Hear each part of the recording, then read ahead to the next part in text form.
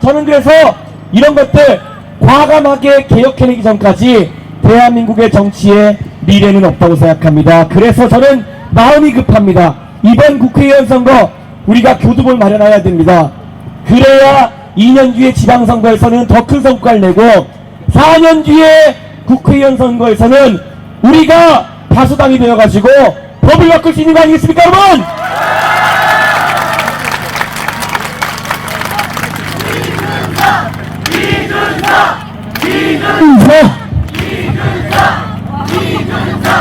마음이 급합니다.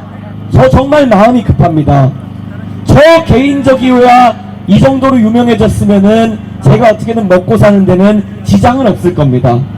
하지만 정치 개혁에 있어가지고 주어진 기회라는 것, 이것을 우리가 활용하지 못하면은 4년씩 아니면 8년씩 대한민국의 미래가 늦어집니다. 아까도 이야기했지만은 우리만의 미래가 아닙니다. 바로 이 동탄에서 유모차에 타고 있는 아이들의 미래일지도 모릅니다. 여러분 자녀들의 손자 손녀들의 미래일지도 모릅니다. 이것이 더 길어져서 12년, 16년, 20년 이렇게 되면은 우리는 지쳐가지고 쓰러지는 겁니다. 그래서 저는 이 자리에서 간곡하게 호소합니다. 이번에 개혁신당 교두보를 적어도 마련하지 않겠습니까, 여러분?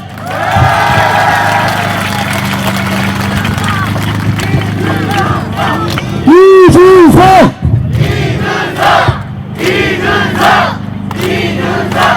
지금 화성 을에 나와 있는 다른 두 분의 후보들 처음에 선거 시작할 때 방송 인터뷰 하셨던 거 보면은 정치를 처음 시작하셔서 그런지 굉장히 도발적인 멘트를 저한테 많이 날리셨습니다.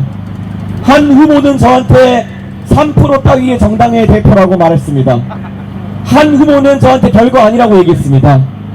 그런데 제가 48시간 무박 2일 유세 선언하자 어제 그분들이 같이 선언하시더라고요. 그만큼 경쟁이라는 거는 중요한 겁니다. 경쟁이 있어야 대한민국에서는 다들 뛰게 되는 것입니다.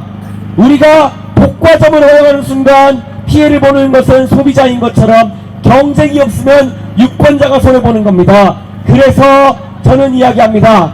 저 이준석 동탄 출마하기 잘했지 않습니까, 여러분? 이준석!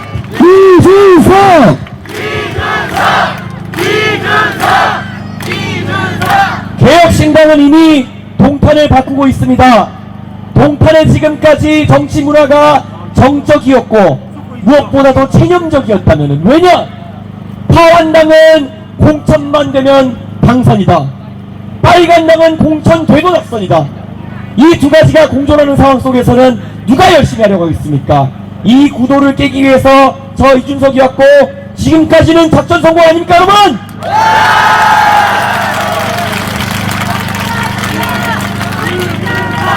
이준석!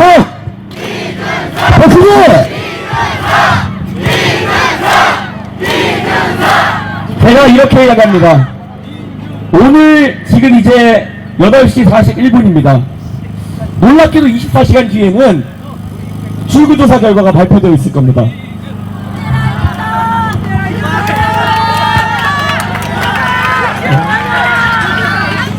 갑자기 불안하죠? 조금이라도 덜 불안해지려면은 아까 이주영 후보가 말했던 것처럼 여기 끝나고 나면은 다 가서 전화에 돌려야 되는 겁니다. 맞지 않습니까, 여러분? 왜 그렇습니까? 우리가 아까 민주주의 역사속에서 굵직굵직한 지점들을 제가 얘기했습니다. 4.19 그 많은 사람들이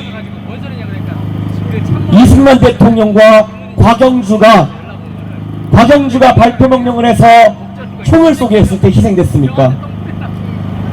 5.18 그 전에 막을 기회가 있었습니다. 소위 서울역 폐군 그 당시에 옳았다고 생각했겠지만은 서울에서 막아내지 못해서 아까 말했던 것처럼 광주에 자기가 민주주의의 최전선에 설지 몰랐던 그 사람들이 시민군이 되어가지고 싸워야 했던 겁니다. 저는 그래서 이 자리에서 또 말씀드리는 겁니다.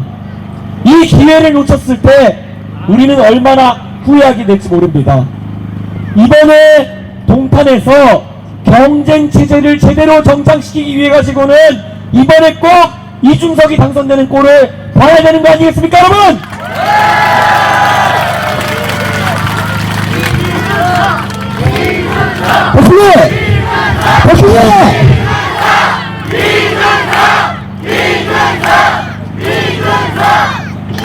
대한민국 정치에 있어가지고 결국 기회가 있을 때 그 기회를 우리가 소화하지 못하면은 그 과제는 다음 세대에게 더 큰 과제로 넘어가게 될 것입니다.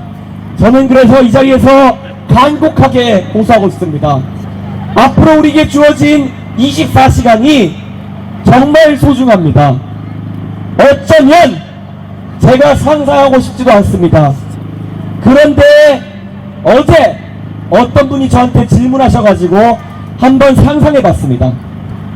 만약에 지금 저와 경쟁하는 공영훈 후보께서 당선이 되셨을 때 공영훈 후보가 어떤 의정활동을 하실까? 나름 제가 당대표를 지내봤던 사람이기 때문에 예측은 가능합니다. 아마 지금과 같은 여러가지 개인적인 의혹을 가지신 상황 속에서는 다음번에 재선 도전하시는 것이 약간 이상할 겁니다. 그러면 동탄에 있어가지고는 비극적인 상황이 될 수 있습니다. 흔히들 이런 얘기를 합니다. 공무원 사회도 진급에 민감하기 때문에 그 어느 공무원이 진급을 포기한 순간부터 업무를 제대로 하지 않을 가능성이 있다. 이런 이야기를 합니다. 군대에서 진급을 포기한 대령이라는 용어가 있지 않습니까? 장군이 되는 것을 포기한 대령이 일을 잘하지 못할 가능성이 있다는 그런 표현이겠죠.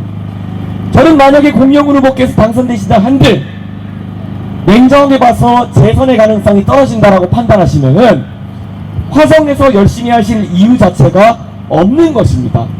논리적인 겁니다. 저는 그래서 이렇게 말씀드립니다. 이번에 주변에 한번 말씀해 보십시오. 이번에 우리는 화성에서 동탄에서 적어도 문제없이 아이들과 함께 성장하면서 호흡하면서 더 큰 정치를 꿈꿀 수 있는 잘해서 진급하고 싶은 그런 국회를 만드는 거 아니겠습니까, 여러분?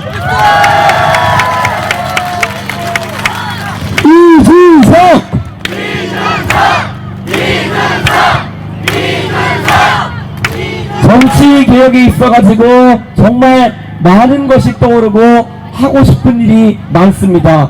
그리고 거기에 더해가지고 동탄 구석구석을 돌아볼 때마다 제가 처음에 동탄 오면서 말했던 것처럼 이 동탄 시도시에 올라가는 콘크리트만큼이나 부족한 문화, 그리고 교육, 그리고 우리가 향유할 수 있는 그런 여러가지 시설들 더 보강해 넣어야 되는데 이런 일들 마음이 급합니다.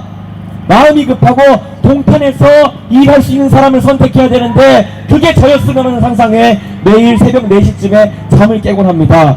여러분, 이렇게 일하고 싶어가지고 몸이 달았던 적이 없습니다. 여러분, 제가 일하고 싶은데 뛸 수 있게 해주시겠습니까?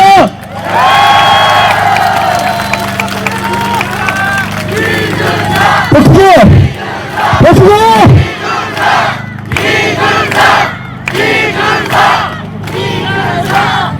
정말 대한민국의 많은 국민들 나라 걱정도 요즘 많이 하고 있습니다. 그런데 정말 저는 더 걱정인 것이 있다면은 이 나라 걱정에 대한 해법으로 나오는 세력들이 더 걱정스럽다는 겁니다. 아까 말씀드렸듯이 이재명 대표의 민주당 이미 지난 21대 국회에서 검증된 무능을 보여줬습니다. 이재명 대표께서 굉장히 무기력한 모습으로 당을 지휘하셨습니다.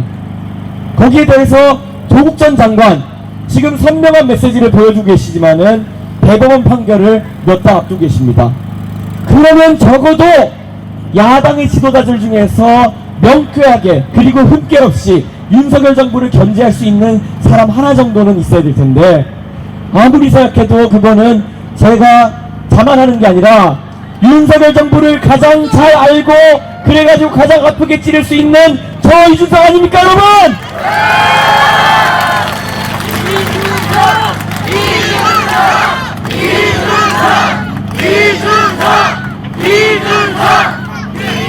그냥 주변에서 아직까지 마음을 정하지 못했던 사람들에게 설득할 수 있는 여러 가지 방법으로 냉정하게 만약에 윤석열 정부가 조금은 더 견제되었으면 좋겠다 라고 생각하는 화성시 의뢰 한 75% 정도 되는 사람들을 설득하시려면은 이렇게 물어주십시오. 지금 나와 있는 후보 셋 중에 누가 당선되어야 윤석열 대통령께서 좋아하시는 약주가 술맛이 제일 떨어질까 한번 물어봐 주십시오, 여러분! 이준석!